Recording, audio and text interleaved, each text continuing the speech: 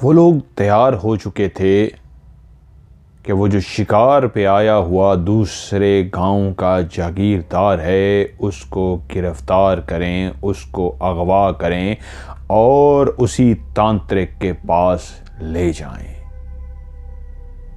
उस मुखबर ने उनको इतला तो दे दी थी कि फलां तारीख को ये जागीरदार अपने रखवालों के साथ शिकार पे जा रहा है, लेकिन ये नहीं बताया था कि ये जागीरदार इंतहाई नरम दिल, रहम दिल, गरीबों की मदद करने वाला, सबको खुशियां बांटने वाला, दूसरों के दुख सुख में शामिल होने वाला एक इंतहाई नेक दिल इंसान है।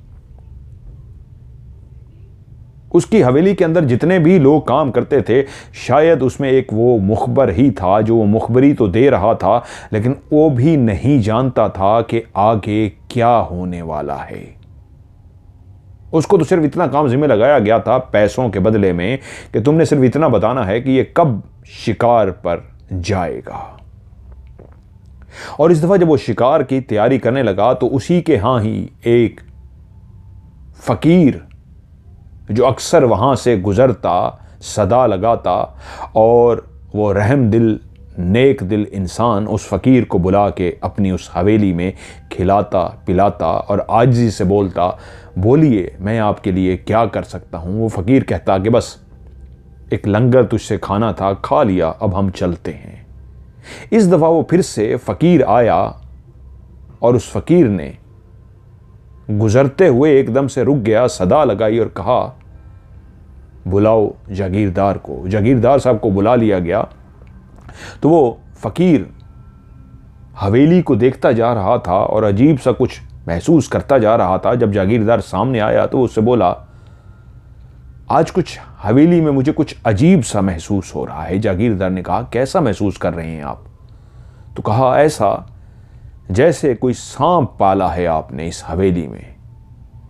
उन्होंने कहा, नहीं, हमने तो कोई भी सांप नहीं पाला, हमें तो सांपों का शौक भी नहीं है।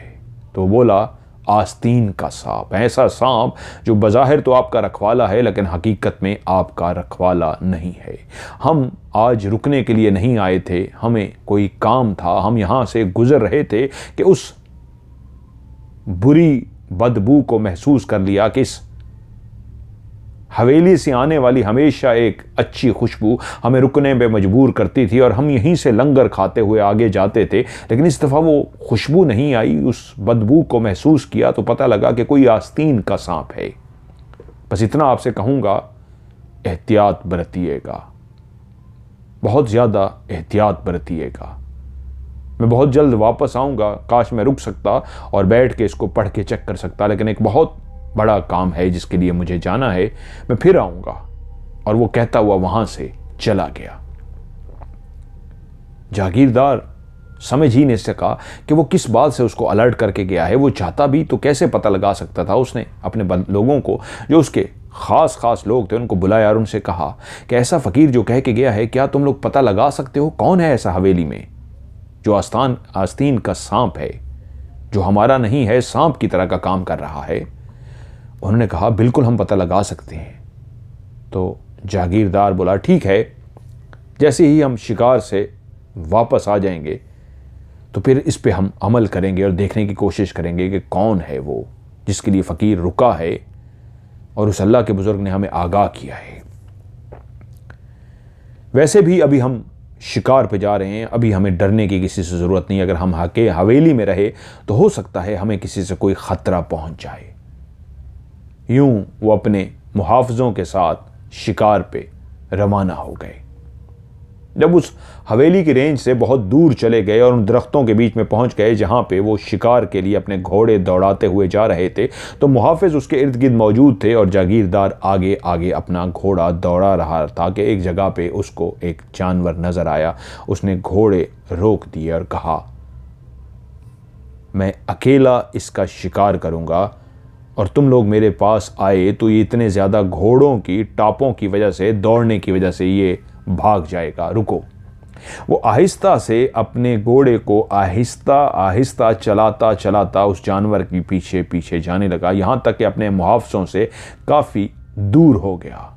वो उस जानवर के बिल्कुल करीब ही था कि तीर चला सकता कि उसी लम्हे उस जानवर ने देख लिया और जानवर दौड़ पड़ा। वो जागीरदार भी अपना घोड़ा दौड़ाता दौड़ाता उसके पीछे पीछे पीछे बहुत दूर चला गया कि वो जानता ही नहीं था कि मुहाफिज कहाँ रह गए और वो कहाँ चला गया है। और वहाँ घात लगाए हुए वो लोग वहाँ पे पहले से ही मौजूद थे।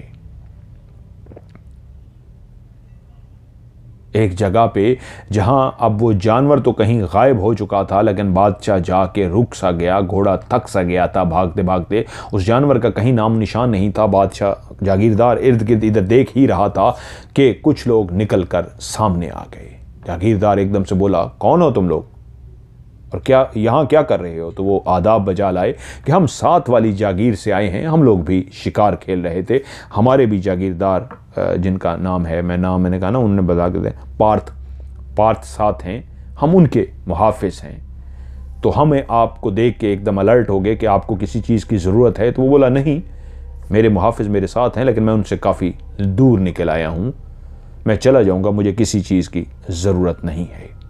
और वो यूं बातें करते करते इस अंदाज में जागीरदार के पास पहुंच गए कि जागीरदार भी रिलैक्स हो गया कि एक और शिकारी भी यहाँ पे आते रहते थे। पार्थ को वो जानता था कि पार्थ के मुहाफिज होंगे, लेकिन ये भी जानता था कि पार्थ कैसा बंदा है। तो वो जैसे ही उसके करीब पहुंचे, इस अंदाज में उन्होंने उसको दबोच लिया कि उसको संभलने का मौका ही ना मिला।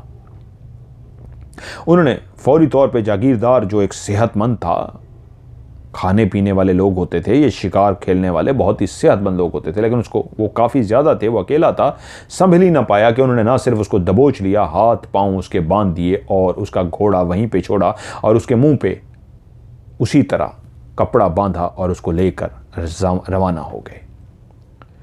मुहाफिज अपने जागीरदार का काफ़ी देर तक इंतज़ार करते रहे और जब जागीरदार का कोई अता पता ना हुआ तो वो परेशान हुए कि काफ़ी देर हो गई, अब तक उनको वापस आ जाना चाहिए था। जब शिकारों के भी असूल होते हैं, जब शिकार खेला जाता है और जागीरदार या बादशाह कहीं आगे चले जाते थे तो कुछ दिनों तक, घंटा 2 घंटे 3 घंटे तक इंतज़ार किया जाता था और जब वो वापस नहीं आते थे तो मुहाफिज ढूंढने के लिए जाते थे।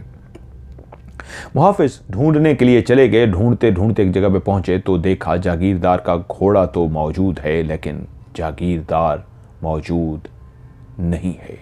वो परेशान हो गए, आवाज़ें देना शुरू कर दिया, इधर उधर देखना शुरू कर दिया, लेकिन जागीरदार का कहीं पे कोई नामो निशान नहीं था।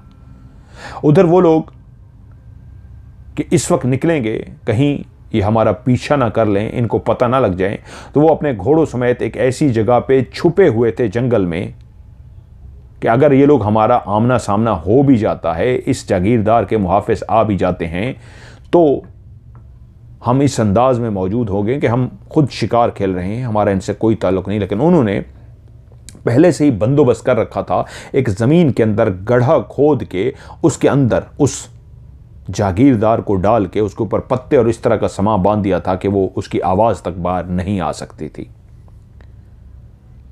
वो पूरी शाम पूरी रात वहीं पे इंतज़ार करते रहे, लेकिन कोई भी उनके पास नहीं आ सका। तो वो मुतमईन हो गए कि जो भी उनके मुहाफिज थे, इसका मतलब है इस सिमत में नहीं आ रहे, वरना अब तक वो आ चुके होते। उसके बाद उन्होंने पूरी एक प्लानिंग के साथ मामला तैयार किया था। एक बैलगाड़ी वो अपने साथ लेके आए थे। उस बैलगाड़ी के ऊपर उस बंधे हुए, जिसके मुंह को बहुत कस के बांधा गया था, जागीरदार को डाला गया और उसके ऊपर बहुत ज़्यादा घास डाल दी गई और इस अंदाज में उसको रवाना कर दिया गया कि कुछ फासले से ये चलते हुए आ रहे थे, ये महसूस ना हो कि ये सारे इकट्ठे हों, कि अगर कोई रोक भी दे तो एक बहुत बड़ी लड़ाई थी, क्योंकि जागीरदार ने उनको समझा के भेजा था, किसी आम इंसान को थोड़ा पकड़ना था, जागीरदार को उठाना भी तो बहुत बड़ा मुश्किल होता था। तो इस अंदाज में वो बैलगाड़ी पे जागीरदार को लेके आहिस्ता आहिस्ता आगे बढ़ते रहे, लेकिन कहीं पर भी उनका आमना सामना दूसरे जागीरदार के मुहावजों से नहीं हुआ, यहां तक कि वो अपनी हदूद में पहुंच गए। जब वहां पहुंचे तो बेचैनी से इंतजार करता हुआ जागीरदार मुंतजर था। काम हो गया? वो बोले, जी हजूर, काम हो गया। यूं उस बैलगाड़ी से बंधे हुए जागीरदार को उठाया गया और लेकर उसको नीचे तांत्रिक के पास पहुंचे। तांत्रिक ने जैसे ही जागीरदार को देखा और उसकी आंखों में एक चमक आ गई और कहा, बहुत ज़बरदस्त तोहफा लाए हो। तुम जानते ही नहीं हो तुम किसको उठा के लाए हो। इसकी बलि चढ़ाने पे जितनी हमें ताकत शक्ति मिलेगी वो मैं भी नहीं सोच सकता था कि ऐसा हीरा उठा के लाए हो। खोल दो, इसके मुंह को खोल दो। उसके मुंह को खोल दिया गया। हाथ पांव उसके अभी तक बंधे हुए थे। जागीरदार नहीं जानता था कि उसके साथ क्या होने जा रहा है। उसने मार्थ को देख लिया, लेकिन तांत्रिक वो नहीं जानता था। लेकिन जिस जगह पे जिसने पार्थ को देख लिया कि जिस जगह पे वो बंधा पड़ा है, ज़मीन पे उसको डाला गया है, ये उसकी हवेली का तय खाना है। और जिस तरह सामने शैतान की एक मूरत बनी हुई थी और उसके ऊपर खून ही खून था, और तांत्रिक का हुलिया देख के वो अंदाज़ा लगा चुका था कि उसके साथ बहुत खौफनाक होने वाला है। जैसे उसके मुंह से कपड़ा हटाया गया तो वो बोला, पार्थ, मेरी तुम्हारी कोई दुश्मनी नहीं है। मैंने आज तक ज़िंदगी में कभी तुम्हें कोई नुकसान नहीं पहुंचाया। तुम्हारे किरदार के बारे में मैंने सुन रखा है, मैं जानता हूं, लेकिन मैंने कभी भी तुम्हारे मामलात में दखल अंदाजी नहीं की। यहां तक कि तुम्हारे गांव के लोग भी मुझसे मदद मांगने के लिए आए थे। मैं चाहता तो उनकी मदद कर सकता था, लेकिन मैंने फिर भी कहा मुझे उसके मामलात में दखल अंदाजी नहीं करनी। क्या पूछ सकता हूं कि तुम मुझे क्यों यहां इस तरह उठा कर लाए हो? तो उसी वक्त तांत्रिक ने एक जोरदार कहका लगाया और बोला, मैं बताता हूं। ये सामने मेरा भगवान देख रहे हो, इसकी बलि चढ़ानी है। ये मेरा शैतान है, इसको खुश करना है तुम्हारे खून से। और मैं नहीं जानता था कि जिसको ये उठा के लाए एक हीरा है, हीरा। मेरा ये शैतान तुम्हारे जैसे लोगों की बलि को बहुत ज़्यादा पसंद करता है। तुम्हें इसकी मैं बलि चढ़ाने वाला हूं। और हालात को समझते हुए कि क्या होने जा रहा है, उसी वक्त जागीरदार ने कहा, पार्थ जागीरदार को देख के, मुझे नहीं पता तुम ये किस लिए करने जा रहे हो, लेकिन याद रखना, मैंने किसी का दिल नहीं दुखाया, मैंने कभी किसी का नुकसान नहीं किया। लेकिन एक अल्लाह के वली ने मुझे कह दिया था, कोई आस्तीन का सांप मौजूद है, उससे बच के रहना। मैं समझ नहीं पाया था और मैं शिकार पे चला गया और तुम मुझे यहां उठा के ले आए हो। अगर मेरी मौत इसी तरह लिखी है तो मैं कुछ भी नहीं कहूंगा। मैं अपनी रब की रजा पे राजी हूं। लेकिन याद रखना, तुम जिस मकसद में मेरी बलि चढ़ाने जा रहे हो, या मुझसे पहले भी कोई अगर चढ़ा चुके हो या बाद में चढ़ाओगे, जाओ, फिर मैं भी तुमसे कह के जा रहा हूं, तुम कामयाब नहीं हो सकते। मैं तुम्हें रोक तो नहीं सकता, इसलिए मैं बंधा हुआ हूं और मुझे पता है तुम मेरे साथ क्या करने जा रहे हो। यकीन याद रखना, तुम कामयाब कभी भी नहीं होगे। मैं अपने रब के आगे राजी होता हूं। उसने आंखें बंद कर ली। उसको उसी जगह पे लिटाया गया था जिसके नीचे बड़ा सा वो मट्टी का बर्तन था जिसके अंदर खून जाता था, और वो हर बलि पे खुद भी पहले पार्था को खून पिलाता, जागीरदार को, और फिर खुद थोड़ा सा पीता, और उसके बाद बाकी खून वो भर भर के उस बुत पे डाल देता, मूर्ति पे डाल देता। ऐसा ही उसने किया, वही सारा अमल किया गया, और उसी तरह उसी जागीरदार को लिटा के, अब वो खामोश हो चुका था। उसके मुंह पे कोई पट्टी नहीं थी। जब उसके गर्दन पर छुरी रखी गई तब भी उसके मुंह से कोई आहट, कोई लफ्ज़, कोई बात नहीं निकली। लेकिन उसने अपने आखिरी कलमात पढ़े, अपना आखिरी कलमा पढ़ा, और जैसे उसने अपने हाथ को नीचे किया, उसकी गर्दन को भी उसी तरह काट दिया गया। और फिर वही सारा प्रोसीजर हुआ, खून पिया, उसको भी पिलाया, उसके ऊपर भी डाल दिया। मुर्दा वजूद सामने पड़ा था, और वह तांत्रिक पार्था से बोला, कल के लिए तैयारी करो। वो बोला, उसी तरीके इसके वजूद को काटना है और आग में डालना है। उसने कहा, नहीं, इसके साथ वैसा नहीं करना, ये हीरा है, हीरा। तुम्हारी हवेली के पीछे जो बड़ा सा बागात है, वहीं पे ही इसके साथ जो कुछ करना है कल बताऊंगा। अगले दिन जैसे ही रात हुई, वो तांत्रिक हवेली के पीछे वाले बाग में पहुंचा और एक जगह उसने सेलेक्ट करके कहा, इस जगह पे एक कब्र खोदो। उस जगह पे कब्र खोद दी गई। वो जो प्याला जिसके अंदर खून जमा होता था, उस प्याले के अंदर 5 लोगों का खून शामिल हो चुका था। हर दफ़ा खून उसी में ही जाता था और वो मिक्स होता जा रहा था। वो जब पहली दफ़ा एक लड़की कुंवारी कन्या को बलि चढ़ाया गया तो उसका कुछ खून उसमें रहने दिया गया था। बाकी थोड़ा सा उन्होंने पिया दोनों ने और उस मूर्त पे भी डाला, लेकिन कुछ उसमें रहने दिया गया था। फिर दूसरी लड़की का भी उसमें शामिल हुआ, तीसरी लड़की का शामिल हुआ, एक 4-5 दिन के पैदा हुए बच्चे का खून भी शामिल हुआ और अब 5वां खून उसमें उसी जागीरदार का शामिल हो गया था। और उसने कहा, इसमें से थोड़ा सा खून रहने दिया जाए और बाकी सारा खून भरकर उसी कब्र के पास लाया जाए। इस काम के लिए जागीरदार जो पारता था वो 1-2 लोगों को सिर्फ शामिल करता था, सबको शामिल नहीं करता था। नीचे तय खाने में क्या हो रहा है ये सारी बातें छुपाई जाती थीं। वो जो जल्लाद था एक सर वो जानता था और एक और शख्स था जिसको इसके बारे में पता था। जब कब्र खुद चुकी तो उसी जागीरदार के वजूद को लाया गया और उसने कहा, जल्लाद से इसके वजूद को काटो।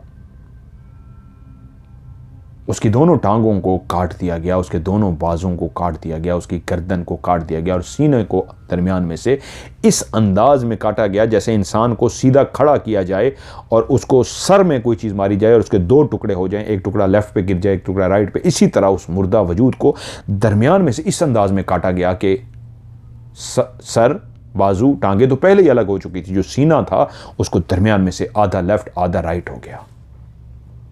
और उसने क्या कहा, इसको लिटाओ इस कब्र में इस अंदाज में कि सीना जिसको दरमियान में से काटा गया है इसको अपोजिट साइड पे रख दो, यानी जो लेफ्ट साइड वाला है उसको राइट पे रख दो, राइट साइड वाला लेफ्ट पे रख दो। यानी बीच में अगर किसी चीज़ को काट दिया जाए तो उसको इस अंदाज में रखना है कि लेफ्ट पे जो है उसको उठा के इधर राइट पे रख दो और जो राइट वाला था उसको लेफ्ट पे रख दो। अब उनके आपस में टच क्या हो रही हैं, इंसान की पसली की जो साइडें हैं वो आपस में टच हो रही हैं। जहां पे उसके बाजू थे वहां पे उसने कहा इसकी टांगें रखो और जहां पे टांगें थीं उसकी वहीं पे बाजू लगाए गए। रखते हुए तरतीब वो बनवा रहा था, उसके वहां पे टांगों की जगह पे बाजू रखे गए और उसकी जो गर्दन थी वो सीने के ऊपर उसको रख दिया गया और उसने कहा वो खून लेके आओ। वो खून जो उसी तरह उसने थोड़ा सा पिया था, जागीरदार को पिलाया था, उस मूरत पे भी डाला था, जो थोड़ा सा अभी भी वहाँ पे रहने दिया गया था, बाकी उनके पास लाया गया था। उसने एक मंत्र पढ़ना शुरू किया और खून एक प्याले में डाल के उसमें अपना हाथ डबोता और अपने सर के ऊपर खून डालता और गोल गोल वो चक्कर लगा रहा था। उस प्याले के अंदर ऐसे हाथ डालता, खून अपने सर पे डालता और मंत्र पढ़ते हुए गोल गोल चक्कर लगा रहा था। उसकी वो सफ़ेद दाढ़ी, उसके बाल खून से भर चुके थे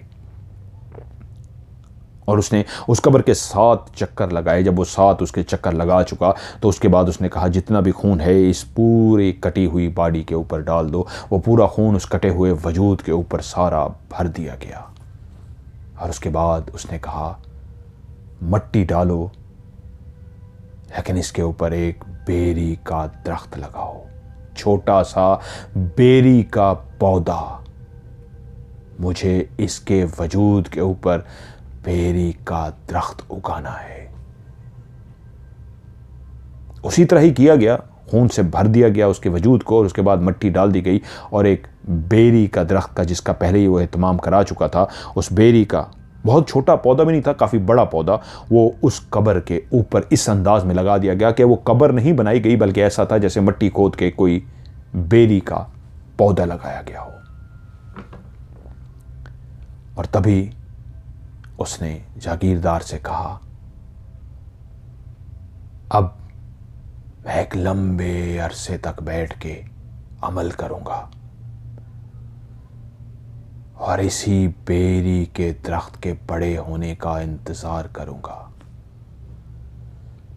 तुम्हें भी गारंटी देता हूं तुम्हारी ज़िंदगी की इसी अरसे में, जब तक ये बेरी का दरख्त बड़ा होगा, तुम्हें महसूस होना शुरू हो जाएगा तुम्हारे अंदर कितनी शक्तियां आती जा रही हैं, तुम कितने ताकतवर होते जा रहे हो। और गारंटी मैं दे रहा हूं तुम्हारी ज़िंदगी को कुछ भी नहीं होगा, तुम जियोगे लेकिन इतने ताकतवर महसूस करोगे कि तुम्हें अपने अंदर कई शक्तियां महसूस होंगी।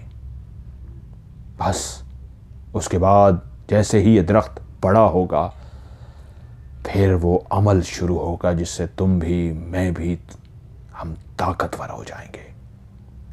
उस दरख्त को लगा के वो लोग जब वापस आ रहे थे तो उसी लम्हे उस जागीरदार पार्थ को महसूस हुआ कि आज जब उसने वो खून पिया था